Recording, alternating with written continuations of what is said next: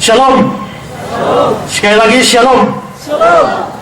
Baik Bapak Ibu, saudara-saudara, malam hari ini saya akan menyampaikan firman Tuhan, dan seperti tema yang sudah terpampang di layar kita ini, temanya adalah hati-hati, ada penyesat.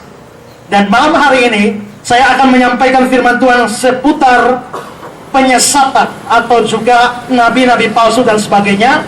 Dan saudara, ini lebih tepatnya ini bersifat pengajaran, ya. Jadi ini bukan khotbah biasa, tapi ini bersifat pengajaran. Dan karena itu saudara perhatikan sungguh-sungguh pelajaran yang diberikan, dan sebentar bisa mengajukan pertanyaan seputar apa yang disampaikan ini. Saya akan pakai banyak ayat untuk menunjukkan atau menjadi dasar dari ajaran ini. Saudara nanti bisa perhatikan semua ayat yang saya pakai sudah saya siapkan di slide. Saudara tinggal memperhatikan saja di sana setiap ayat yang akan kita pakai. Nah, baik saudara-saudara, di sini kita mau bicara soal, kalau tema kita hati-hati, ada penyesat. Nah, saudara-saudara, penyesatan itu biasa juga ada hubungannya juga dengan guru-guru palsu atau juga dengan nabi-nabi palsu. Sehingga kita bicara tentang penyesat, maka kita juga bicara tentang guru palsu, kita bicara tentang pengajar palsu, kita juga bicara tentang nabi-nabi palsu. Dan saudara-saudara, kalau kita memperhatikan apa yang diceritakan atau dibahas di dalam Alkitab, maka jelas Alkitab berbicara ya tentang nabi palsu. Dan karena itu malam hari ini saya akan menyampaikan tema ini di dalam beberapa hal penting, hal besar yang akan saya sampaikan. Pertama-tama saudara, kita akan melihat hal yang pertama, yaitu bahwa nabi palsu itu betul-betul ada dan banyak jumlahnya. Nabi palsu itu atau penyesat itu betul-betul ada dan banyak jumlahnya. Kalau kita melihat di dalam Matius pasal yang ke-7 ayat yang ke-15, di sana dikatakan, waspadalah terhadap nabi-nabi palsu yang datang kepadamu. Waspadalah terhadap nabi-nabi palsu yang datang kepadamu. Itu ajaran Yesus. Lalu di dalam Matius pasal 24 ayat yang ke-11 dan ayat 24, Tuhan Yesus juga mengajarkan hal yang sama. Dikatakan di sana, banyak nabi palsu akan muncul dan akan menyesatkan banyak orang. Banyak nabi palsu akan muncul dan akan menyesatkan banyak orang. Lalu di ayat yang ke-24 dikatakan, sebab Mesias-Mesias palsu dan nabi-nabi palsu akan muncul. Mereka akan mengadakan tanda-tanda dahsyat, mujizat-mujizat, sehingga sekiranya mereka menyesatkan orang-orang pilihan. Jadi saudara-saudara, Yesus di dalam pengajarannya, dia bicara nabi palsu akan muncul, penyesat-penyesat akan muncul. Jadi saudara-saudara, itu berarti penyesat memang ada. Itu berarti nabi-nabi palsu memang ada. Saudara-saudara, sayangnya ada banyak orang Kristen yang tidak sadar ini. Ada banyak orang Kristen yang tidak memahami ini. Mereka berpikir tidak ada nabi palsu. Mereka pikir tidak ada penyesat. Mereka pikir tidak ada yang namanya guru palsu. Tidak ada yang namanya pengajar palsu. Dan saudara-saudara, kalau saudara berpikir seperti ini, kalau saudara anggap nabi palsu tidak ada, saudara anggap penyesat tidak ada, saudara anggap pengajar palsu tidak ada, maka saudara adalah orang yang paling berbahaya untuk disesatkan. Saudara adalah orang yang paling berpotensi untuk disesatkan. Mengapa saudara? Saya di sini mengutip kata-kata dari Pendeta Budi Asali. Pendeta Budi Asali mengatakan, tidak ada yang lebih berbahaya daripada orang Kristen yang mempercayai seadanya pendeta atau penginjil. Ini adalah sikap yang paling tolol dan paling memungkinkan saudara disesatkan. Ini sama dengan orang yang mempercayai seadanya sebagai uang, semua seadanya uang sebagai uang asli, seadanya perhiasan sebagai asli, dan sebagainya. Mereka yang paling mudah tertipu dan mendapatkan barang palsu. Saudara, kalau saudara berpikir semua emas pasti emas yang asli, saudara mudah tertipu karena ada emas palsu. Kalau saudara pikir semua uang pasti adalah uang yang asli, saudara mudah tertipu. Kenapa? Karena uang palsu banyak. Kalau saudara berpikir semuanya asli, saudara adalah orang yang paling gampang, orang yang paling mudah, paling berpotensi untuk ditipu. Kenapa? Karena yang palsu itu banyak. Saudara-saudara, tak usah omong di dalam urusan rohani, dalam urusan jasmani. Sampai-sampai semua vaksin palsu pun ada, beras palsu pun ada, banyak yang palsu di dunia ini. Demikian juga dalam dunia rohani, ada banyak yang palsu. Ada guru yang palsu, ada roh yang palsu, ada ajaran yang palsu, ada nabi yang palsu, ada rasul yang palsu. Karena itu saudara, kalau saudara tidak berpikir tentang kemungkinan ada itu, saudara adalah orang yang paling berpotensi untuk disesatkan. Saudara, ada banyak orang Kristen baca Alkitab ketemu ada ayat-ayat seperti ini. Mereka berpikir, mereka percaya nabi palsu itu ada. Mereka berpikir guru palsu itu ada. Mereka berpikir rasul palsu itu ada, ajaran palsu itu ada. Tapi mereka berpikir mereka tidak ada di sini. Nabi palsu tidak ada di sini, guru palsu tidak ada di sini, rasul-rasul palsu, nabi-nabi palsu tidak ada di sini. Tapi saudara, ini pikiran yang salah. Mengapa? Alkitab bicara nabi palsu, guru palsu ada di antara jemaat. Saudara perhatikan 2 Petrus 2 ayat 1. 2 Petrus 2 ayat 1 mengatakan, sebagaimana nabi-nabi palsu dahulu tampil di tengah umat Allah. Perhatikan, nabi palsunya tampil di mana? Tampil di tengah-tengah umat Allah. Nabi palsu tidak di luar. Nabi palsu bukan orang dari luar umat Allah. Nabi palsu adalah orang yang tampil di tengah-tengah umat Allah. Lalu saudara, ayat ini mengatakan, demikian pula di antara kamu akan ada guru palsu. Guru palsunya dari mana? Dari antara kamu. Jadi kalau saudara berpikir ada guru palsu tapi dia di dalam agama lain, ada guru palsu tapi dia bukan Kristen, ada guru palsu tapi dia tidak ada kaitan dengan kekristenan, saudara keliru. Mengapa? Karena di sini jelas dikatakan guru palsu, nabi palsu ada di antara umat Allah atau ada di antara kamu. Jadi saudara-saudara, ini perhatikan sungguh-sungguh bahwa nabi palsu, guru palsu ada di tengah-tengah jemaat. Nah saudara-saudara, kalau kita bertanya lebih lanjut, nabi palsu ini datang dari mana? Nabi palsu ini datangnya dari mana atau munculnya dari mana? Saudara-saudara, nabi palsu atau guru palsu ini munculnya dari satu sumber. Dan sumbernya itu adalah dari iblis atau dari setan. Saudara-saudara, kalau ada peniru yang paling ulung, itu adalah setan.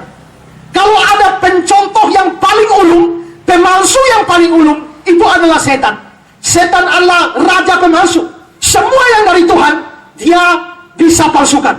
Saudara-saudara, dari Allah kita mempunyai Yesus yang asli. Tapi, saudara-saudara, setan bisa membuat Yesus palsu, Kristus palsu. Dari Allah kita mempunyai roh yang asli. Tapi dari setan, setan bisa memberikan roh yang palsu. Dari Allah kita mendapatkan Injil yang asli, tapi dari setan kita bisa diberikan Injil yang palsu. Dan karena itu saudara-saudara, maka coba kita memperhatikan di dalam Galatia pasal yang pertama, ayat yang ke-6 sampai ayat 9. Saudara lihat kata-kata yang saya kasih warna merah di sana. Di sana satu Injil lain. Kalau ini satu Injil lain, berarti ini bukan Injil yang asli. Lalu selanjutnya di dalam ayat 8 dikatakan satu Injil yang berbeda. Kalau ini Injil berbeda, berarti ini Injil yang lain. Lalu juga saudara, di dalam ayat 9 dikatakan sekali lagi satu Injil yang berbeda. Kalau Injil ini adalah Injil yang berbeda, Injil ini dari mana? Kalau Injil ini adalah Injil lain, Injil ini dari mana? Sudah pasti Injil ini bukan dari Allah, bukan dari Tuhan. Injil ini adalah Injil dari setan.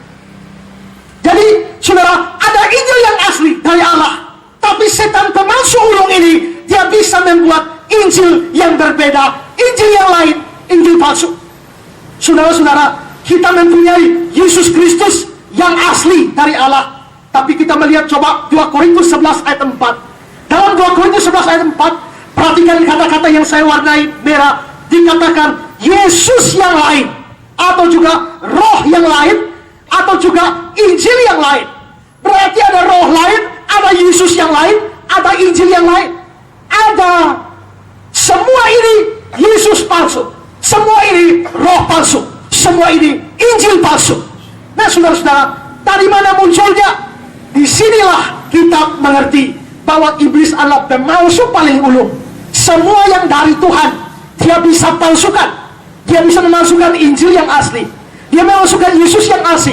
Dia memalsukan juga semua nabi-nabi. Nabi yang asli bisa dipalsukan. Rasul yang asli bisa dipalsukan. Dari mana semuanya? Dari setan. Bahwa ini datang dari setan terlihat dari 2 Korintus pasal 11 ayat 13 sampai 15. Saudara perhatikan ayat ini. Di sana dikatakan, sebab orang-orang itu adalah apa? Rasul-rasul palsu. Orang-orang ini adalah rasul-rasul palsu, pekerja-pekerja curang yang menyamar sebagai rasul-rasul Kristus. Berarti rasul palsu ini mereka menyamar sebagai rasul Kristus. Dari mana mereka? Ayat 14, hal itu tidak usah mengherankan, sebab iblis pun menyamar sebagai malaikat terang. Jadi bukanlah suatu hal yang ganjil jika pelayan-pelayannya, pelayan siapa? Pelayannya iblis. Ya, pelayan-pelayan iblis menyamar sebagai pelayan-pelayan kebenaran. Jadi saudara-saudara, dari mana pelayan-pelayan palsu itu? Dari mana nabi palsu? Dari mana rasul palsu? Dari mana ajaran palsu? Dari mana Yesus palsu? Dari mana Injil palsu? Semuanya dari setan. Saudara, setan ini mempunyai beberapa sebutan di dalam Alkitab. Kadang-kadang Alkitab menyebut setan seperti singa. Kadang-kadang Alkitab menyebut setan dengan sebutan ular. Tapi di sini setannya digambarkan sebagai malaikat terang. Kalau setan digambarkan sebagai singa, itu menunjukkan kepuasannya. Kalau setan digambarkan seperti ular, itu menggambarkan kelicikannya. Tapi kalau setan digambarkan sebagai malaikat, saudara, ini malaikat. Malaikatnya malaikat terang lagi. Kalau ini malaikat itu biasanya adalah jubirnya Allah. Malaikat itu adalah utusan Allah. Tapi ini iblis menyamar sebagai malaikat terang. Ini berarti iblisnya menyamar sebagai jubir Allah. Iblis menyamar sebagai penyambung lidah Allah. Iblis menyamar sebagai pemberita firman Tuhan. Karena itu saudara-saudara, perhatikan di sini. Ini menunjukkan bahwa nabi palsu atau juga guru-guru palsu, rasul-rasul palsu, datangnya dari bapak mereka, yaitu sang pemalsu ulung, yaitu setan. Jadi saudara, nabi palsu ada, guru palsu ada, penyesat ada. Ada di mana? Ada di antara kamu, ada di antara umat Allah, ada di dalam gereja, ada di dalam Kristen. Dari mana atau bagaimana mereka bisa muncul? Setan yang memasukkan mereka. Setan yang memasukkan mereka ke dalam gereja. Setan yang memasukkan mereka ke tengah umat Allah. Setan yang memasukkan mereka ke dalam kekristenan untuk memalsu semua yang baik, yang asli dari Allah. Nah, saudara-saudara, selanjutnya hal berikut adalah bahwa nabi-nabi palsu ini adalah digambarkan oleh Yesus sebagai sangat berbahaya. Mari perhatikan Matius 7 ayat 15. Waspadalah terhadap nabi-nabi palsu yang datang kepadamu dengan menyamar seperti domba, tetapi sesungguhnya mereka adalah serigala yang buas. Waspadalah terhadap nabi-nabi palsu yang datang padamu dengan menyamar seperti domba, sesungguhnya mereka adalah serigala yang buas. Saudara, bahwa nabi palsu datangnya dari setan, itu saja sudah bahaya. Tapi saudara-saudara, di sini menunjukkan bahwa Yesus menunjukkan bahwa nabi-nabi palsu bahaya dengan dia mempergunakan kata-kata waspadalah. Kalau nabi palsu tidak bahaya, Yesus tidak akan suruh orang waspada. Bahwa Yesus suruh orang waspada, ini menunjukkan nabi palsu begitu bahaya. Dia begitu bahaya sampai-sampai Yesus menyuruh murid-muridnya waspada. Lalu saudara-saudara, dia digambarkan sebagai serigala yang buas. Serigala yang buas. Alkitab bicara orang Kristen sebagai apa? Alkitab bicara orang Kristen sebagai domba. Kalau Alkitab bicara orang Kristen sebagai domba, lalu nabi palsunya serigala yang buas, lalu sekarang nabi palsu ada di tengah umat Allah, berarti ada serigala di tengah-tengah domba. Ada serigala yang buas di tengah-tengah domba. Maka ini bahaya sekali, saudara. Bahaya sekali. Tapi saudara-saudara, bukan cuma dia ada, tapi lebih daripada itu, serigala ini menyamar. Jadi saudara-saudara, dikatakan di sini ayat ini tadi, nabi-nabi palsu yang datang padamu dengan menyamar seperti domba. Di dalam sejumlah Alkitab bahasa Inggris dikatakan dia datang kepadamu dalam pakaian domba.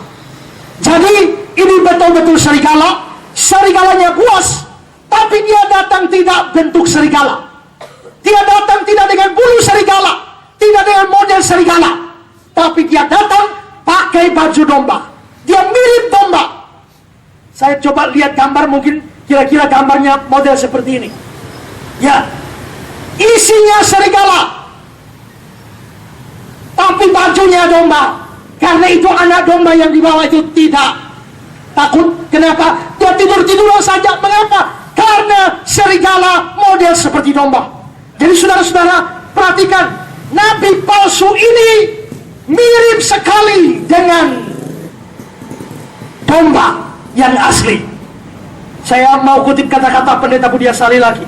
Dia katakan, jadi serigala itu mendatangi atau mendekati domba dengan perkataan, dengan pakaian atau kulit domba.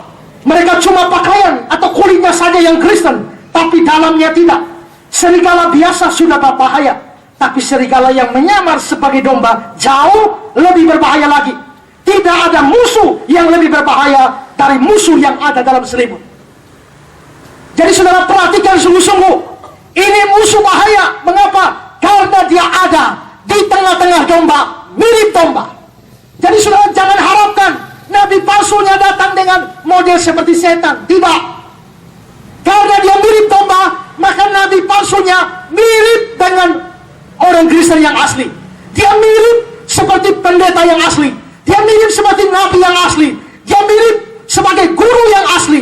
Semua mirip. Saudara-saudara, saya tadi bilang, setan itu pemalsu ulung. Kalau dia pemalsu ulung, maka kepalsuannya tidak mudah dilihat. Saudara-saudara, kalau orang bikin uang palsu, kira-kira kalau uang palsu modelnya bentuknya segi 4, uang asli segi 4, uang palsu berapa? Modelnya gimana? Bulat. Kalau uang asli segi 4, pasti uang palsu segi 4. Kalau uang asli panjangnya sekian, uang asli panjangnya begini, siapa yang percaya? Tidak bisa. Kalau uang aslinya warna merah, uang palsu pasti warna merah. Kalau uang asli itu tebalnya segini, uang asli tebal segini, pasti yang palsu juga tebalnya sama. Jadi orang yang bikin uang palsu itu, dia mesti bikin semirip mungkin, sampai yang tidak miripnya itu tidak kelihatan. Itu baru pemalsu jago. Kalau uang palsunya merah, saudara bikin biru, siapa yang mau percaya? Hanya orang bodoh percaya. Begitu juga kalau uang palsu, pasti hurufnya persis sama dengan uang asli. Tapi itu palsu, itu baru pemalsu hebat. Kalau orang bikin uang palsu, lain sekali, beda sekali dengan uang asli. Hanya orang bodoh yang mau percaya. Dan setan tidak sebodoh itu. Coba saudara lihat uang ini. Uang berapa? Uang 1.000. Gambar apa di situ? Ada gambar Kapiten Patimura. Sebelahnya ada gambar burung Garuda. Ya. Ya. Tapi kalau orang bikin uang palsu, ya, terus uang palsunya begitu. Itu Kapiten Esra. Kalau uang seperti ini diedarkan, laku tidak? Tidak bakalan laku. Kenapa? Palsunya terlalu kelihatan. Hanya orang bodoh yang mau pakai uang ini. Kalau uang asli, kalau aslinya Kapiten Patimura, yang palsu pasti Kapiten Patimura. Ukurannya sama, tebalnya sama, warnanya sama, hurufnya sama. Nah saudara-saudara, nabi palsu kalau dia menyamar, jangan saudara berpikir dia datang dan dia berkhotbah, saudara-saudara, mulai besok marilah kita bersinah. Tidak ada nabi palsu begitu. Nabi palsu, mungkin saudara pakai Alkitab, tahu-tahu nabi palsu datang memakai kitab suci agama lain. Tidak, dia tetap pakai Alkitab. Kalau saudara suruh menyembah Allah, lalu dia bilang, jangan sembah Allah. Tidak seperti itu, saudara. Atau saya berikan gambaran lain. Kalau saudara mau meracuni orang, saudara campur nasi pada racun atau campur racun pada nasi? Ya, campur nasi pada racun atau campur racun pada nasi? Apa sih bedanya campur nasi pada racun dengan campur racun pada nasi? Bedanya apa? Saya perjelas lagi. Kalau mau racuni orang, antara racun dengan nasi, mana lebih banyak? Nasi banyak, racun sedikit. Kalau perlu tidak kelihatan. Kalau saudara mau racuni orang, taruh racun 1 bokor sama nasi 3 biji di atas. Hanya orang mabok yang mau makan. Ya kan? Karena itu ajaran sesat. Jangan saudara pikir seluruhnya sesat gampang dilihat. Tidak. Ajaran sesat bisa 95% sesuai Alkitab. Tapi sedikit yang diajarkan berbeda, Injil sedikit berbeda, itu mematikan. Karena itu saudara-saudara, tidak mudah. Seperti tidak mudah kita mendeteksi uang palsu, seperti tidak mudah kita mendeteksi vaksin palsu, seperti tidak mudah kita mendeteksi beras palsu, tidak mudah kita mendeteksi ajaran sesat. Mirip sekali. Kita menyanyi haleluya puji Tuhan, dia juga. Kita pakai Alkitab, dia juga. Kita menyembah Yesus, dia juga. Tapi ada unsur-unsur penting di dalam ajarannya yang sangat fundamental, dan itu menyesatkan umat Tuhan. Nah, ini membuat bahaya sekali. Lalu saudara-saudara, perhatikan juga bahwa mereka yang menyesatkan ini disebut sebagai nabi-nabi palsu. Nabi adalah jabatan yang paling tinggi di dalam perjanjian lama. Rasul-rasul jabatan paling tinggi dalam perjanjian baru. Nah, Alkitab ketika bicara tentang para penyesat ini, dia bicara soal nabi palsu. Dia tidak bicara soal orang Kristen yang palsu, tapi dia bicara soal nabi palsu.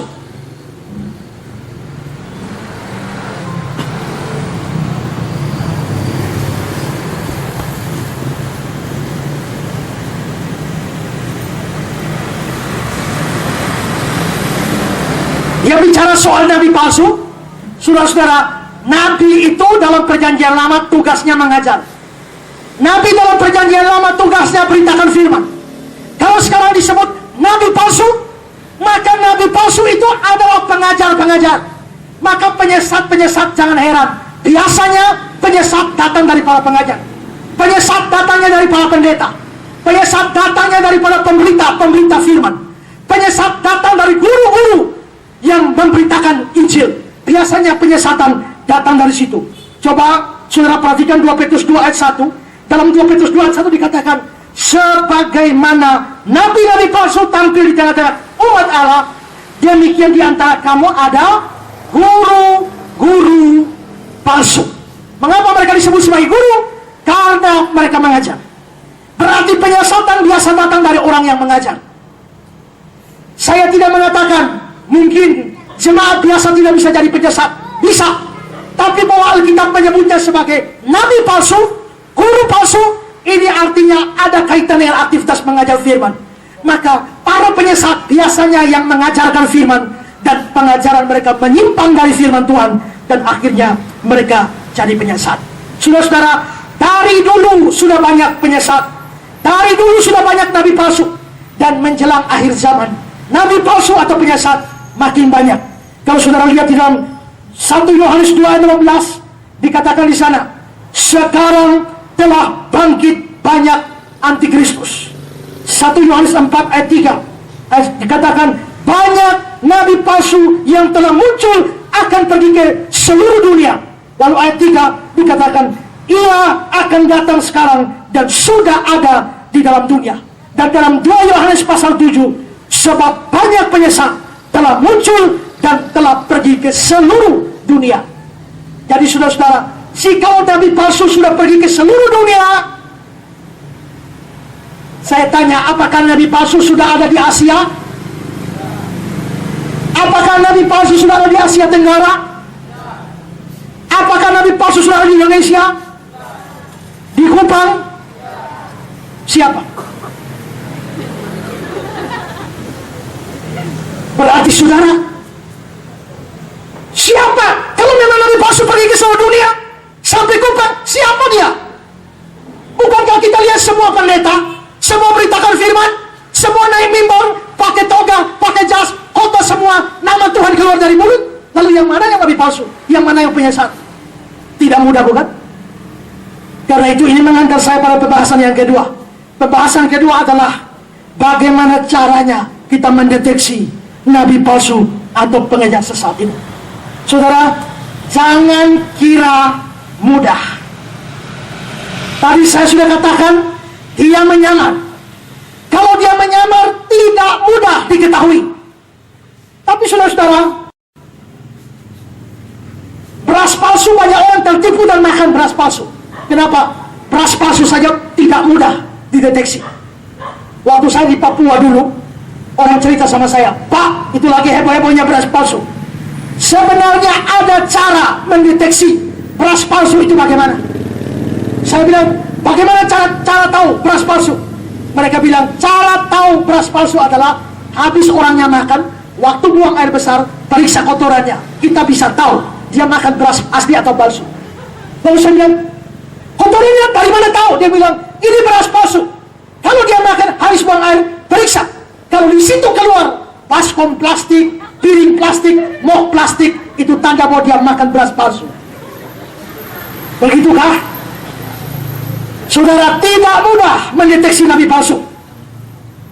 Kalau kita mengacu kepada ajaran Yesus di dalam Matius pasal 7, saudara perhatikan di sana, Matius 7, 15-20, waspadalah terhadap nabi-nabi palsu yang datang padamu dengan menyamar seperti domba. Mereka sesungguhnya adalah serigala yang buas. Tahu dari mana? Ayat 16. Dari buahnya kamu mengenal mereka. Lalu langsung ke ayat 20. Ayat 20. Jadi dari buahnya kamu mengenal mereka. Jadi Alkitab berkata, nabi palsu itu bisa dideteksi dari buah. Buah di sini apa? Saudara, buah di sini kelihatannya menunjuk pada perbuatan. Dari mana kita tahu itu perbuatan? Dari ayat yang ke-23 dan 24. Di sana dikatakan ayat 23. Di bagian akhir dari ayat 23 dikatakan, kamu sekalian pembuat kejahatan. Berarti saudara-saudara, kelihatannya buah di sini bicara soal kejahatan, perbuatan. Nabi-nabi palsu, bagaimana mendeteksi? Dari buahnya, dari kehidupannya, hidupnya jahat. Tapi saudara-saudara, perhatikan sungguh-sungguh. Kalau dikatakan nabi palsu jahat, jangan berpikir bahwa nabi palsunya merampok, nabi palsunya memperkosa orang, nabi palsunya berzina, nabi palsunya korupsi. Tidak. Bahkan seorang nabi palsu, seorang penyesat, dia bisa hidup seperti orang yang betul-betul orang saleh. Saudara-saudara, ini suka kalau begitu dalam bentuk apa kejahatan nabi-nabi palsu itu. Ada banyak. Misalnya, motivasi yang salah di dalam melayani. Mereka melayani sebenarnya bukan melayani Tuhan. Di dalam Yohanes pasal yang ke-7 ayat yang ke-18 dikatakan, barang siapa berkata-kata dari diri sendiri, dia mencari hormat bagi dirinya sendiri. Barang siapa hormat bagi dia yang mengutusnya, dia benar, tidak ada ketidakbenaran padanya. Jadi saudara, kalau orang dari Tuhan, dia pasti cari kemuliaan Tuhan. Tapi nabi palsu bukan dari Tuhan, dari setan. Dia tidak cari kemuliaan Tuhan. Yang dia cari adalah kemuliaan diri sendiri. Itulah sebabnya saudara-saudara, kalau orang berpikir cari kemuliaan Tuhan, ada banyak orang melayani Tuhan, mereka tidak sedang cari kemuliaan Tuhan, tapi kemuliaan diri sendiri. Saudara-saudara, kejahatan lain misalnya mata duitan. Memang saudara, ada nabi benar memang mata duitan, memang ada. Tapi bagaimanapun juga kalau dia nabi benar, dia sedikit banyak dia mempunyai kerinduan untuk memuliakan Tuhan. Tapi nabi palsu sama sekali tidak ada kerinduan memuliakan Tuhan. Sebaliknya, yang ada di otaknya hanya cari keuntungan. Dalam Titus 1 ayat 11 dikatakan bahwa banyak orang-orang semacam itu harus ditutup mulutnya. Mereka mengacau banyak keluarga dengan mengajarkan yang tidak untuk mendapatkan untung yang memalukan. Demikian juga dengan 2 Petrus 2 ayat 3. Mereka berusaha untuk mendapatkan untung dari kamu. Atau Roma 16 ayat 16, mereka melayani perut mereka sendiri. Nabi palsu, kejahatan mereka biasanya dari mata duitan seperti ini. Ada banyak orang hari ini memikul nama Tuhan kemana-mana, sebenarnya hanya untuk cari duit. Saya pernah baca di tabloid Gloria, judul besar di sana, pendeta pasang tarif. Jadi di kota-kota besar, banyak pendeta kalau diundang kota ada tarifnya. Saudara mau undang ke kota yang bagus, sanggup bayar berapa? Lalu di dalam tabloid itu diceritakan, ada majelis cerita bahwa mereka pernah undang satu pengkhotbah, khotbahnya bagus. Setelah itu saudara, dia pulang diberikan persembahan kasih di amplop sejumlah uang. Bulan depan, majelis yang sama telepon lagi, Pak Pendeta, kami merasa diberkati dengan khotbah Pak Pendeta. Bisakah Pak Pendeta khotbah lagi untuk kami hari Minggu? Dia bilang, tidak, cari saja pendeta 500.000. Saya bukan pendeta 500.000. Apa maksudnya? Rupanya waktu dia khotbah pertama dikasih amplop 500.000, tersinggung dia. Menurut dia, saya pengkhotbah 2 juta. Model seperti ini saudara, memang hamba Tuhan yang asli bisa punya kelemahan seperti itu. Tapi jelas Alkitab bicara, nabi-nabi palsu, mereka mempunyai satu kejahatan seperti ini, yaitu mata duitan. Lalu yang lain saudara, saya bisa memberikan yang lain. Kalau tadi masalahnya adalah dari hidup mereka, kita sukar melihat hidup mereka. Biasanya kita bisa tahu hidup mereka kalau kita dekat dengan mereka. Tapi kalau nabi palsu itu sudah tidak kenal, dia bisa pura-pura baik. Di sisi yang lain, ada nabi-nabi asli yang mempunyai kelemahan-kelemahan. Maka memang sukar mendeteksi nabi palsu ini dari hidup mereka. Tapi ada cara lain mendeteksi mereka. Cara mendeteksi mereka yang lain adalah perhatikan nubuatan mereka. Kalau nubuatnya meleset, satu kali meleset, itu nabi palsu. Karena saudara, seorang nabi yang bernubuat, dia bicara atas nama Tuhan. Kalau dia bicara atas nama Tuhan dan meleset, apakah dia dari Tuhan? Apakah Tuhan bisa meleset? Tidak. Tuhan tidak bisa meleset. Jadi kalau ada orang bernubuat sesuatu dan meleset, cukup satu kali, dia penyesat dan nabi palsu. Mari kita lihat Ulangan 18 ayat 22. Ulangan 18 ayat 22 mengatakan, apabila seorang nabi berkata, demi nama Tuhan, artinya dia bicara seolah-olah dia dapat suara dari Tuhan, seolah-olah dia dapat wahyu dari Tuhan, seolah-olah dia dapat petunjuk dari Tuhan. Apabila seorang nabi berkata, demi nama Tuhan, perhatikan, dan perkataannya itu tidak terjadi. Kalau perkataannya tidak terjadi dan tidak sampai, maka itulah perkataan yang tidak difirmankan Tuhan. Dengan terlalu berani, nabi itu mengatakannya, janganlah kamu gentar kepadanya. Nabi ini nabi palsu. Dia bicara atas nama Tuhan dan meleset. Maka setiap orang, setiap hamba Tuhan, setiap orang persekutuan doa, setiap tim doa yang memberikan satu petunjuk dan meleset, itu penyesat, nabi palsu. Saya dulu punya teman, saudara, namanya Yeven. Dia pacaran sama perempuan namanya Marni. Lalu saudara, satu hari saya sama Yeven ini pergi ke gereja dia. Ternyata di sana ada pemberkatan nikah. Waktu pemberkatan nikah, kaget betul si Yeven. Kenapa? Karena yang pemberkatan nikahnya pacarnya yang nama Marni. Lalu pendeta tanya, sebelum saya memberkati, siapa yang mau keberatan silakan angkat tangan. Si Yeven sudah bangun angkat tangan, saya tarik turun dia. Ya, setelah tangan dia pulang. Nah, di sekitar kami ada seorang yang terkenal dengan karunia penglihatan. Lalu saya bilang, mari kita tes orang itu. Lalu saya sama Yeven pergi dan saya bilang, Mama, ini teman saya ini ada pacaran dengan seorang namanya Mardi. Coba mama tanya Tuhan, kira-kira Tuhan kehendaki mereka atau tidak? Lalu mama tua mulai berdoa. Habis berdoa, bahasa roh sedikit, lalu dia boleh katakan, Tuhan berkata, jangan khawatir hai anakku, serahkanlah khawatirmu pada Tuhan, bahwa Tuhan merestui hubunganmu dengan Mardi. Padahal Mardi sudah kawin tadi pagi. Tapi dia mengatakan, Tuhan berfirman, ini meleset. Satu kali meleset, ini penyesat, ini nabi palsu. Saudara-saudara, semua orang yang pernah bernubuat apa saja, kalau meleset, nabi palsu. Dan di dunia ini, secara khusus urusan akhir zaman, Tuhan Yesus datang kembali kali kedua. Mulai dari zaman dulu sampai sekarang ini, ada begitu banyak orang yang tampil sebagai peramal-peramal, yang meramalkan kedatangan Tuhan Yesus kali kedua. Pemimpin Adventisme yang namanya William Miller, dia pernah bernubuat, bahwa dia dengan api-api bernubuat Tuhan Yesus datang kembali 21 Maret 1843. Tapi ternyata sudah sampai 2016 Tuhan Yesus tidak datang juga. Nubuatnya Miller meleset, maka dia nabi palsu.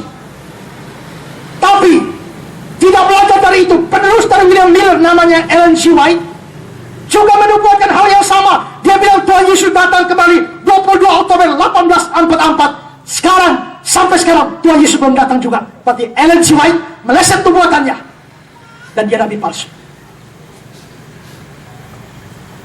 Tahun 1873, pendiri Saksi Yehova Charles T. Russell mengemukakan Tuhan Yesus akan datang kembali. Tahun 1847 meleset, dia revisi lagi, dia merevisi, tidak, Tuhan Yesus datang 1914, meleset lagi. Maka pendiri Saksi Yehova Charles T. Russell itu adalah penyesat. Satu kali meleset, orang bicara atas nama Tuhan, kecuali dia tidak bicara atas nama Tuhan. Tapi kalau dia bicara atas nama Tuhan, satu kali meleset, tidak bisa tidak, dia penyesat. Paul Yonggi Cho dari Korea Selatan, dari Yoyo Full Gospel Church, yang dikatakan gereja terbesar di dunia setelah zaman Rasul-Rasul, dia menubuatkan Tuhan Yesus datang kembali 28 Oktober 1982. Tapi meleset. Yonggi Cho, tapi palsu. Sekarang sudah di penjara. Kenapa? Karena makan duit jemaat begitu banyak. Penginjil terkenal Maurice Cerullo mengatakan Yesus akan datang kembali tahun 2000. Bahkan memasuki tahun 2000, Maurice Cerullo mengatakan, saya tidak mau bikin agenda apapun untuk tahun 2000. Kenapa? Tahun 2000 Tuhan Yesus datang. Dan meleset, 16 tahun sudah lewat. Maurice Cerullo bicara sama Tuhan, dia penyesal.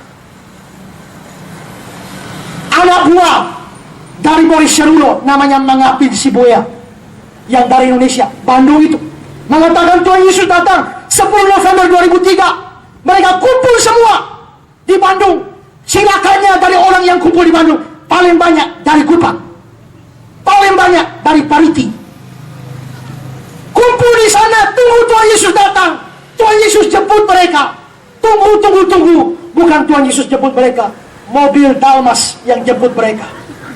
Mengambil semua nabi palsu. Terakhir, beberapa tahun yang lalu, ada persekutuan doa di Kupang bikin acara seminar di Aula El Tarim. Pembicaranya adalah Pendeta Romo Paulus Tri Brata, bla bla bla, panjang sekali gelarnya. Saya hadir di sana, dan Paulus Tri Brata ini mengajar sedemikian rupa, dan dia berkata adalah bahwa kedatangan Tuhan Yesus akan terjadi pada tahun 2028. Lalu juga kiamat akan terjadi pada pertengahan tahun 2029. Dan lebih daripada itu, saudara, mereka sudah membentuk panitia penyambutan kedatangan Tuhan Yesus tahun 2029. Dan yang hadir menjadi panitia dari situ, ada sejumlah orang dari Kupang, termasuk salah satu dosen dari Undana. Jadi panitia penyambutan kedatangan Tuhan Yesus yang kedua tahun 2029. Saya menentang keras ajaran Paulus Tri Brata hari itu. Tahun kemarin saya kira, atau masih tahun ini, Paulus Tri Brata mati. Dia sudah mati, pengikutnya tidak mau kubur dia. ditinggalkan dengan keyakinan dia akan bangkit. Di Jogja, tapi tidak bangkit-bangkit juga. Akhirnya dia dikubur. Tapi kuburnya secara rahasia. Tidak ada orang tahu di mana kuburnya Paulus Tribrata. Ada dasar Alkitabiah dipakai. Musa pun kuburannya tidak pernah diketahui oleh orang Israel. Maka Paulus Tribrata juga kuburannya tidak diketahui. Dan masih banyak lagi manusia model seperti itu. Jadi saudara, camkan baik-baik. Di Kupang ini, orang sedikit-sedikit kalau sakit cari tim doa. Kalau kucing hilang cari tim doa. Ya. Kalau apa saja cari tim doa. Dan mereka terbuai tim doa mengatakan, Tuhan begini, Tuhan begitu, Tuhan bilang begini, Tuhan begitu. Rekam kalau perlu. Satu kali salah, satu kali meleset, itu nabi palsu. Jadi cara mendeteksi nabi palsu dari hidupnya. Tapi dari hidup ini sukar, kadang-kadang sukar diketahui. Karena mereka bisa pura-pura saleh, kita tidak dekat dengan mereka, kita tidak tahu. Tapi kedua, dari nubuatannya. Sekarang yang ketiga, cara tahu nabi palsu dari mana? Dari pengajarannya. Dari pengajarannya. Nah, soal pengajaran, saya akan bagi menjadi dua. Pertama, dari dasar kepercayaannya. Atau dasar ajarannya, atau dasar prakteknya. Seorang hamba Tuhan yang benar, seorang nabi Tuhan yang benar, seorang guru yang benar, dia pasti mengajar dengan satu prinsip sola scriptura.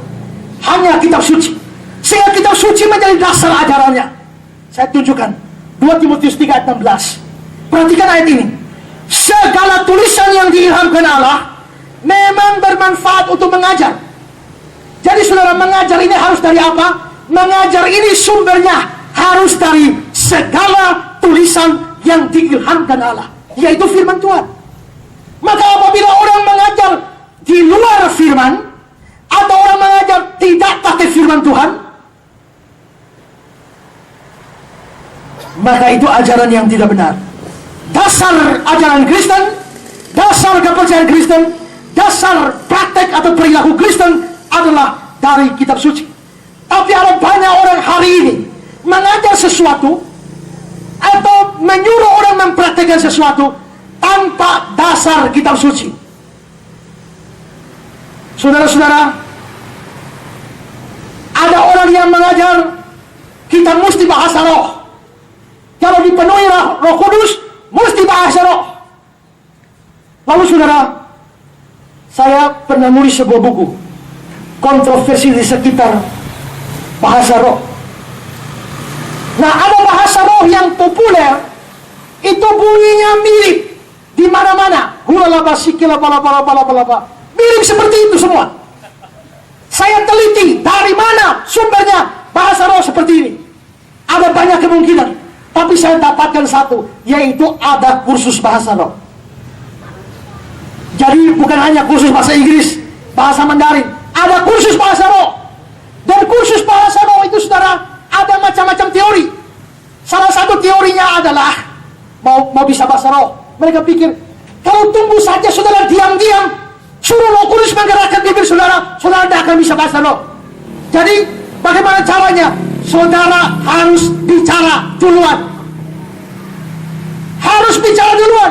Nah, kalau mau bicara duluan, ini bicara apa? Ada macam-macam teori. Misalnya pertama, pakai kata haleluya. Diucapkan makin lama makin cepat dan makin tidak jelas. Contoh, haleluya. Oh, haleluya. Haleluya. Haleluya, haleluya. Oh, haleluya, haleluya. Haleluya, haleluya, haleluya, haleluya, haleluya. Jadi, bahasa roh. Atau yang lain bukan haleluya, tapi yang lain itu ada teori yang lain bilang, kalau bicara bahasa roh, ucapkanlah kalimat apa saja yang kamu tidak mengerti. Kalau saudara meja batu kayu, ngerti tidak? Ngerti. Jangan ucapkan yang dimengerti, ucapkan yang tidak mengerti. Coba, yang tidak dimengerti apa kira-kira?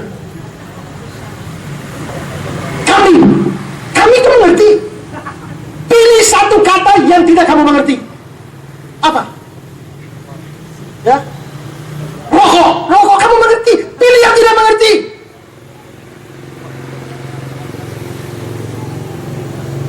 Jijik. Mengerti? Tidak. Dari itu. Dari masa roh. Kalau ditanya, dasar Alkitabnya mana? Kita mesti bicara duluan baru bahasa roh keluar. Mereka bilang begini, itu kan sama seperti sanyo. Kalau mau pompa air sanyo itu kan, kalau sudah hanya pompa air tidak keluar. Butuh air sedikit untuk pancing. Berarti saudara, dasar ajarannya apa? Kitab suci? Tidak. Dasar ajarannya adalah ilustrasi. Bahasa roh itu seperti pompa air sanyo, perlu ada pancingan. Ada banyak orang seperti itu. Mereka berpikir kalau tidak bahasa roh, berarti mereka tidak mendapatkan Roh Kudus. Saya pernah tugas di Bali. Ada acara persekutuan doa namanya Bali Partnership. Lalu persekutuan doa ini dibagi menjadi berapa kelompok? Satu kelompok 10-12 orang. Lalu saya dengan teman satu dari Kupang sini, kami berdua ada dalam satu kelompok. Waktu berdoa, 10 orang yang lain bahasa roh semua. Hula laba, sikil laba, bahasa roh semua. Cuma kami berdua yang tidak. Waktu mereka bahasa roh semua, 10 orang ini berpelukan semua. Tangannya yang satu di pundak yang lain. Anehnya, karena kami dua tidak bahasa roh, yang samping kiri kanan kami berdua tidak mau angkat tangan rangkul kami. Dianggap mungkin tidak kepenuhan roh. Akhirnya saudara-saudara, mereka sudah ribut, hula laba dan sebagainya. Saya bilang teman saya, main sandia Bobby. Ya kan? Akhirnya teman saya ini mulai keluarkan, dia anak timur, dia keluarkan bahasa timur. Keluarkan bahasa timur lancar. Tapi kalau saya tidak bahasa timur, dia bahasa timur, saya hanya variasi. Ya oh waktu kami seperti itu, tahu-tahu tangan mereka dari kiri kanan merangkul kami.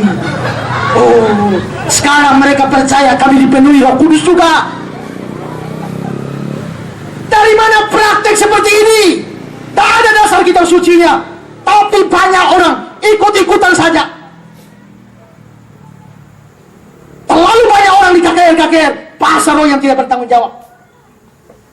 Sadar, praktek apapun sumbernya kitab suci, ajarkan demikian atau tidak. Di dalam Kisah Rasul pasal 2, ketika Roh Kudus memenuhi murid-murid, mereka berbicara dalam bahasa-bahasa lain.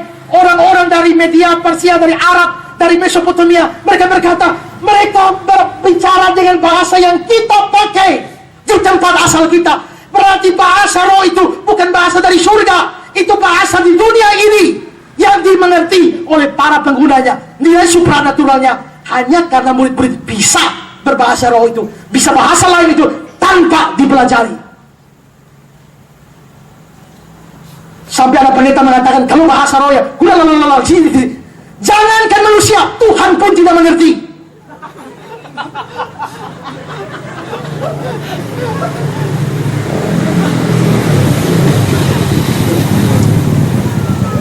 Yang lain, ngajar tidak pakai kitab suci, tapi hanya pakai pengalaman. Karena saya mengalami demikian, maka itu benar. Karena saya alami. Lu mau percaya, kalau sudah percaya, yang penting beta alami. Persoalannya adalah dasar kita bukan pengalamanmu, tapi apakah kitab suci ajarkan demikian atau tidak. Ada orang yang begitu pakai minyak urapan, sakit sembuh. Lalu akhirnya diajarkan ini minyak yang sakti. Contohnya saya, lu tahu toh, beta 14 tahun lumpuh, sekarang sudah jalan. Jadi ini minyak pasti benar. Yang membuat dia mengajar minyak itu benar dari mana? Dari kitab suci? Tidak. Dari pengalaman dia sakit 14 tahun sembuh. Ini mengajar pakai pengalaman. Ada orang, dia mengatakan bahwa kalau kita ikut perjamuan kudus ala Yesaya Pariaji, kita pasti naik pangkat. Mengapa? Saya dulu ini hanya satpam. Gara-gara ikut perjamuan di Yesaya Pariaji terus, sekarang sudah jadi manajer.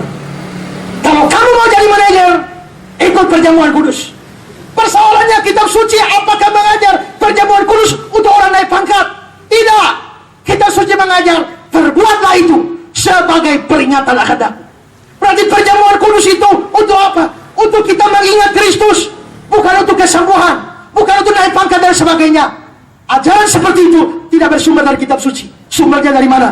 Dari pengalaman. Saudara-saudara, ada banyak orang ikut KKR, setelah itu gemetaran, seperti kejang-kejang kena aliran listrik lalu jatuh. Lalu mereka bilang itu dari Roh Kudus. Tanya ayat mana dalam kitab suci kalau orang dapat Roh Kudus kejang-kejang dan jatuh? Jawabnya apa? Ini terserah Bapak Pendeta mau percaya kosong ini, beta alami langsung. Beta alami langsung artinya apa? Artinya dasar praktek itu bukan kitab suci, tapi dari pengalaman langsung. Ajaran yang benar sumbernya kitab suci, bukan pengalaman.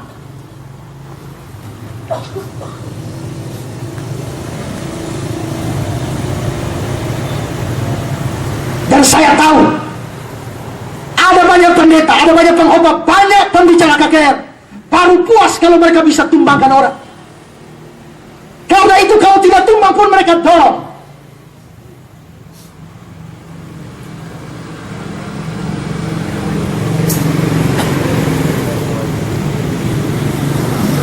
Saudara-saudara, saya baru pulang dari Kalimantan.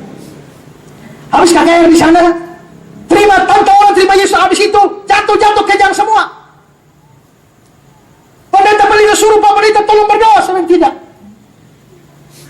Kenapa? Sebentar habis acara mereka tanya, kenapa orang jatuh-jatuh tadi suruh Pak Isra berdoa, Pak Isra tidak mau berdoa? Saya bilang tidak. Kenapa? Kalau saya berdoa dia tambah jadi.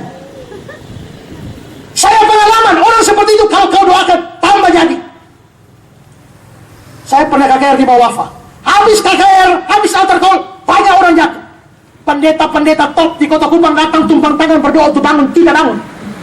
Tapi teman saya yang tadi bahasa Roh pakai bahasa Timur itu, dia pergi berapa menit bangun, berapa menit bangun. Habis itu saya panggil dia, woi Ananias, yang lain berdoa tidak bangun, lu pergi berdoa dia bangun memang. Lu bikin ke mana? Dia bilang kakak betul sudah berdoa. Terus apa? Dia hanya bisik sana, bisik apa? Dia bisik pilih pencalian. Bangun sudah, jangan bikin malu-malu. Ayo bangun, jangan bikin malu-malu. Bangun dia.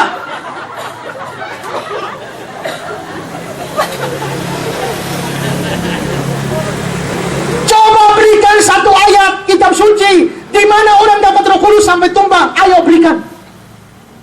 Tidak ada. Di kitab suci memang ada orang jatuh. Yohanes pernah jatuh tumbang seperti orang mati, bukan karena dapat roh, tapi karena ketakutan. Paulus pernah tumbang, bukan karena dapat Roh Kudus, tapi karena penampakan. Lagi pula Paulus waktu jatuh, dia belum orang percaya. Lalu di mana ada di bagian kitab suci orang dapat Roh Kudus sampai kejang-kejang seperti aliran listrik? Kalau ada di dalam kitab suci orang kejang-kejang, itu dibanting oleh setan. Karena itu dasar ajaran mesti kitab suci. Pengalaman bisa terjadi, tapi pengalaman subjektif dan bukan menjadi dasar ajaran. Nah, saudara-saudara, ada banyak orang juga ajar dari penglihatan. Saya baru dari surga, saya baru dari neraka, dan lain sebagainya. Banyak orang berikan kesaksian.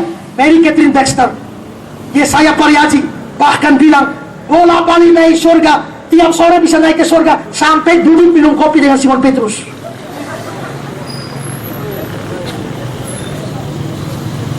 Bill Mantova juga modelnya persis dengan programnya Trip to Hell, perjalanan ke neraka. Apakah Tuhan bisa bawa roh orang pergi ke surga neraka? Bisa sih bisa. Tapi pertanyaannya, waktu kamu datang cerita tentang surga dan neraka, kita lihat kitab suci, itu benar atau tidak? Ada 7 pemuda Kolombia dalam buku mereka, wahyu Tuhan Yesus tentang surga dan neraka. Mereka bercerita bahwa mereka pergi ke neraka, ternyata di neraka ada lautan api, danau-danau api, lumpur panas, dan orang-orang berdosa dimasukkan ke dalam lumpur panas itu. Sedangkan setan itu tubuhnya hijau semua, pakai kolor merah, sambil pegang tombak, mata 3 trisula seperti garpu.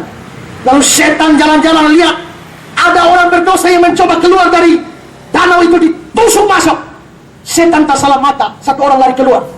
Begitu dia lari keluar, setan ambil tombak, taruh di pundak, tarik kembali, masuk. Pertanyaannya saudara adalah, apakah benar dia cerita seperti itu, dia betul ke neraka? Apakah benar ada setan sudah ada di neraka sekarang? Lihat kitab suci, apakah setan ada di neraka? Setan sekarang belum ada di neraka. Setan baru masuk neraka akhir zaman. Dalam Wahyu 20 ayat 10, Iblis yang menyesatkan mereka dilemparkan ke dalam lautan api dan belerang, tempat binatang dan nabi palsu itu, dan mereka disiksa siang malam. Setan baru akan masuk neraka akhir zaman. Sekarang setan belum ada di neraka. Lalu setan apa yang dilihat oleh orang-orang seperti itu? Lalu kalau setan masuk neraka, setan tidak pernah jadi algojo untuk siksa orang di neraka. Kalau setan masuk neraka, setannya yang disiksa. Di ayat tadi itu dikatakan mereka disiksa. Lalu dalam Matius 8 ayat 29, ya, setan-setan berteriak, apa urusanmu dengan kami, hai anak Allah? Adakah engkau kemari menyiksa kami? Setan akan disiksa. Jadi kalau ada orang cerita baru pulang dari neraka dan lihat ada setan-setan menyiksa orang dari sana, ajarannya pasti ajaran sesat, menyimpang. Dan saudara-saudara, kita juga bisa lihat bentuk penyesatan yang lain ini. Tadi sumbernya, sekarang dari isi ajarannya. Saudara ingat baik-baik bahwa penyesatan selalu berhubungan dengan aspek doktrinal, ajaran. Sekarang saudara perhatikan satu ayat, Ulangan 13 ayat 1-3. Apabila di tengah-tengah kamu muncul seorang nabi atau seorang pemimpi, dan dia memberitahukan padamu satu tanda atau mujizat, dan apabila tanda dan mujizat yang dikatakan padamu terjadi, dia bikin mujizat terjadi, mari. Dan apabila tanda mujizat terjadi, dan dia membujuk, marilah kita mengikuti arah lain yang tidak kau kenal, marilah kita berbakti kepadanya. Janganlah engkau mendengarkan perkataan nabi atau pemimpi itu dan seterusnya. Nabi palsu bernubuat dan nubuatnya terjadi, tapi ajarannya sesat. 2 Petrus 2 ayat 1. Mereka memasukkan pengajaran-pengajaran yang sesat dan membinasakan. Galatia 1 ayat 6 dan 9. Suatu Injil lain yang sebenarnya bukan Injil. Ayat 8. Suatu Injil yang berbeda dengan Injil yang telah kami beritakan padamu. Ayat 9. Satu Injil yang berbeda dengan apa yang telah kamu terima. Lalu 1 Yohanes 4 ayat yang ketiga. Ayat yang ketiga, setiap roh yang tidak mengaku Yesus tidak berasal dari Allah. 2 Yohanes 7. Sebab banyak penyesat telah muncul pergi ke seluruh dunia, tidak mengaku Yesus Kristus telah datang sebagai manusia, dan seterusnya. Dari beberapa ayat ini ada beberapa hal yang penting. Tadi dalam Ulangan 13 ayat 13, Nabi itu bisa bernubuat, terjadi. Nabi itu memberitakan satu tanda, terjadi. Tapi ajarannya menyesatkan. Ini berarti apa, saudara? Nabi palsu, ajarannya palsu, tapi dia bisa bikin mujizat. Dia bisa bikin KKR, kesembuhan ilahi. Coba saudara lihat 2 Tesalonika 2 ayat 9. Kedatangan si pendurhakalah pekerjaan iblis, disertai dengan rupa-rupa perbuatan ajaib, tanda-tanda, mujizat palsu. Matius 24 ayat 24. Mesias palsu, nabi palsu akan muncul. Mereka mengadakan tanda-tanda yang dahsyat, mujizat. Berarti nabi palsu bisa bikin mujizat, ajarannya menyimpang. Dan masih banyak ayat yang lain yang bisa saya tunjukkan, tapi saya loncati saja. Tapi saudara-saudara, semua ini membuktikan bahwa apa? Membuktikan bahwa seseorang bisa bikin mujizat, kesembuhan ilahi, belum tentu dia nabi benar. Lihat ajarannya. Ada banyak pengkhotbah KKR, ada banyak orang bikin acara KKR, mujizat banyak, kesembuhan terjadi, tapi ajarannya menyimpang. Itu nabi palsu.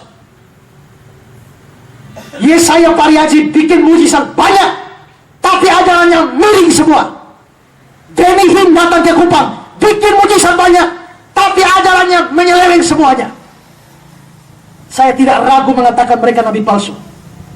Saya tidak asal omong. Saya bikin buku tentang itu. Saya bahas 5 kali pembahasan tentang ajaran Denny Hinn. Saya tidak peduli mujizatnya, ajarannya bagaimana. Dan kalau ajarannya menyimpang, maka sekalipun mujizatnya hebat, mereka tetap nabi palsu. Kesesatan selalu berkaitan dengan ajaran. Saudara lihat 2 Petrus 2 ayat 1. 2 Petrus 2 ayat 1 dikatakan pengajaran sesat. Kisah 20 ayat yang ke-29 30. Ayat yang ke-30 ada kata-kata ajaran palsu. Titus 1 ayat 11 mengajarkan yang tidak-tidak, 2 Timotius 2 ayat yang ke-18, mengajarkan dan merusak iman sebagian orang. Jadi saudara-saudara, isi ajaran menentukan apakah seorang adalah ajaran sesat atau nabi palsu. Dan ini terlalu banyak di dalam kitab suci. Saya berikan contoh. Ada pengajar-pengajar yang tidak percaya Allah Tritunggal. Ada aliran-aliran yang tidak percaya Allah Tritunggal. Seperti misalnya Saksi Yehova atau Unitarianisme. Isi ajarannya tidak percaya doktrin Allah Tritunggal, maka tidak bisa tidak. Aliran Saksi Yehova adalah aliran sesat. Pengajar-pengajar Saksi Yehova adalah pengajar sesat. Dan masih banyak. Bahkan orang seperti Yusuf Roni pun mengajar sesuatu yang menyimpang dari doktrin Allah Tritunggal. Sehingga saya bisa berkata, Yusuf Roni sekarang tidak percaya doktrin Allah Tritunggal. Saya baru saja bahas ajarannya, bahkan saya bikin buku khusus bahas ajarannya Yusuf Roni. Ada juga yang tidak percaya, isi ajarannya tidak percaya Yesus adalah Tuhan dan Allah. Seperti Saksi Yehova, Unitarianisme, mereka tidak percaya Yesus adalah Allah. Ada yang tidak percaya ada neraka. Saksi Yehova percaya ada surga, tapi surga Saksi Yehova terlalu kecil, hanya muat 144.000 orang dan sudah penuh. Saksi Yehova yang sekarang tidak pernah harap masuk surga. Mengapa? Lalu mereka masuk mana? Mereka percaya Allah akan mengubah bumi ini, dunia ini menjadi dunia yang baru. Dan mereka yang Saksi Yehova yang tidak masuk surga hidup di dunia yang baru. Tapi Saksi Yehova tidak percaya ada neraka. Sementara Saksi Yehova tidak percaya ada neraka. Adventisme percaya neraka hanya sementara. Jadi neraka tidak kekal selama-lamanya, sementara. Begitu orang dibakar api neraka, orangnya habis, nerakanya padam. Percaya kitab suci tidak? Kitab suci mengatakan ada surga, ada neraka. Ada orang-orang yang mengajarkan orang mati pun bisa diinjili. Seperti Paulus Andreas Samudra yang datang ke Kupang beberapa waktu yang lalu. Lalu mengajar, pergi ke Rote, mengajarkan cara menginjili orang mati. Sampai akhirnya badan pengurus persekutuan doa ngebit bikin pertemuan di hotel apa tuh di Olbuvu sana. Dan saya pun diundang di sana. Dengar ajarannya si Andreas Samudra, ajarkan orang mati bisa diinjili.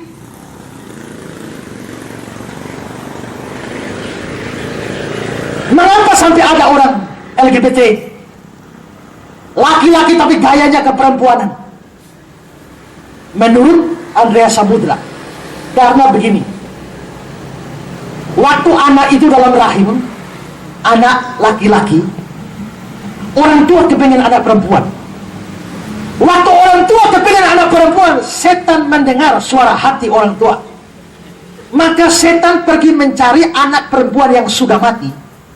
Lalu rohnya disusupi masuk ke janin bayi yang laki-laki ini. Sehingga waktu bayi itu lahir, tubuhnya laki-laki, jiwanya keperempuanan. Bagaimana mengatasinya? Injili arwah orang mati yang perempuan itu di dalam laki-laki bencong itu.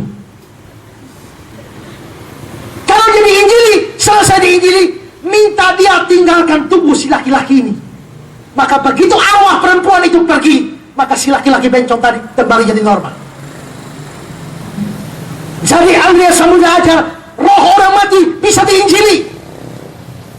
Ini ajaran yang menyesatkan. Isi ajaran yang lain, ada orang-orang yang mengajarkan tentang keselamatan di luar Yesus Kristus. Mereka tidak percaya Yesus Kristus satu-satunya jalan keselamatan. Mereka mengatakan ada keselamatan dalam semua agama. Asal orang taat beragama, asal orang hidup taat di dalam agama mereka, setiap agama bisa menjadi sumber keselamatan. Karena itu kita orang Kristen tidak perlu beritakan Injil pada mereka, toh mereka bisa selamat. Ini ajaran pluralisme. Semua yang mengajarkan demikian itu ajaran sesat, pengajarnya pengajar sesat. Tapi ada yang sedikit moderat. Mereka mengatakan Yesus itu memang satu-satunya jalan keselamatan. Tapi nanti yang selamat bukan cuma orang Kristen. Ada orang Islam yang selamat, ada orang Hindu Buddha yang selamat, ada orang Konfucu yang selamat, ada orang Jingtiu yang selamat, ada orang Merapu selamat. Tapi bukan keislaman yang menyelamatkan mereka. Bukan kehinduan, kebudayaan, kebudayaan mereka yang menyelamatkan mereka, tapi Kristus yang pergi menyelamatkan mereka di dalam agama Hindu. Kristus yang pergi menyelamatkan mereka di dalam agama Buddha. Kristus yang pergi menyelamatkan mereka di dalam Hindu. Kristus yang pergi menyelamatkan mereka di dalam Melayu. Ini ajaran inklusivisme, dan ajaran seperti ini ajaran sesat. Ajaran seperti ini diajarkan oleh Dr. Eben Nubantimo maupun juga ketua klasis Alfoang yang namanya Jerison Jorake. Mereka ajarkan ajaran semacam ini. Persoalannya adalah kitab suci mengatakan orang beriman pada Kristus baru selamat. Kalau Kristus pergi menyelamatkan orang Hindu, apakah si Hindu percaya Yesus? Tidak. Kalau Kristus menyelamatkan orang Islam, apakah si Islam percaya Yesus? Tidak.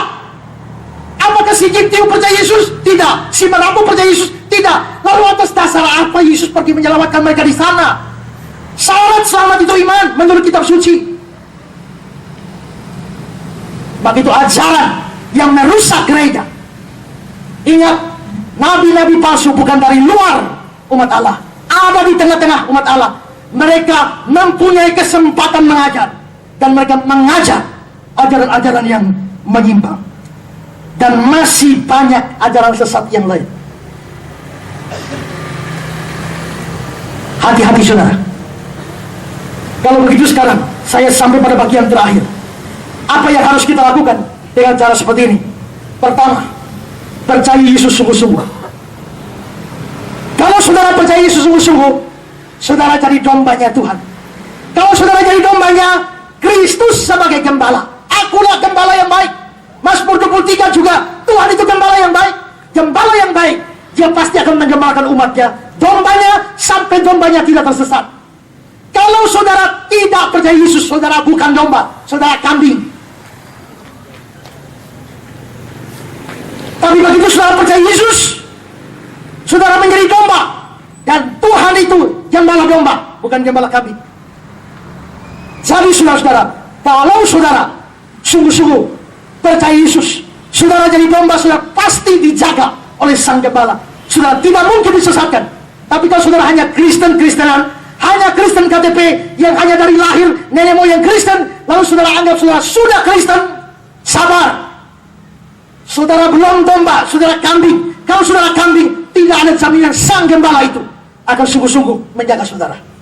Karena itu di hadapan begitu banyak aliran yang menyesatkan, banyak ajaran yang menyesatkan, saudara percaya Yesus sungguh-sungguh. Kedua, yang mesti saudara lakukan adalah saudara harus betul-betul punya kerinduan hidup di dalam kebenaran firman Tuhan. Penyesatan dari ajaran. Bagaimana caranya? Lihat dari kitab suci. Cek kembali. Ujilah setiap ajaran. Ujilah setiap roh. Uji dari mana? Uji dari kitab suci. Kalau saudara tidak mengerti firman, bagaimana saudara tahu? Kalau saudara mau cek uang palsu, sedangkan uang asli sendiri saudara tidak tahu modelnya bagaimana. Bagaimana saudara bisa deteksi uang palsu kalau uang aslinya tidak ketahui? Pelajari dulu, tahu ciri-ciri uang asli, baru saudara bisa bandingkan dengan uang lain yang palsu. Supaya tahu mana ajaran sesat, selidiki dulu ajaran yang benar. Karena itu bertumbuh. Itulah sebabnya kenapa kami bikin acara KKR Tanya Jawab, supaya jemaat tidak hanya mendengar, membel dan pulang selesai. Tidak. Belajar berpikir kritis. Apa yang tidak dimengerti, silakan ditanya, supaya dijawab, supaya mengerti firman Tuhan dengan lebih baik. Ada banyak KKR membuang banyak jutaan rupiah hanya untuk KKR yang hanya guyon-guyon, hanya ketawa-ketawa, selesai rasa diri terhibur, tapi pulang ditanya, ingat firman Tuhan? Tidak. Yang ingat apa? Ingat leluconnya. Kalau saudara jadi panitia dalam acara KKR seperti itu, saudara buang tenaga. Saudara kerja itu siapa? Saudara kerja apa? Kalau ada KKR yang harus ditopang, didukung, yang sungguh-sungguh beritakan firman, yang sungguh-sungguh beritakan Injil,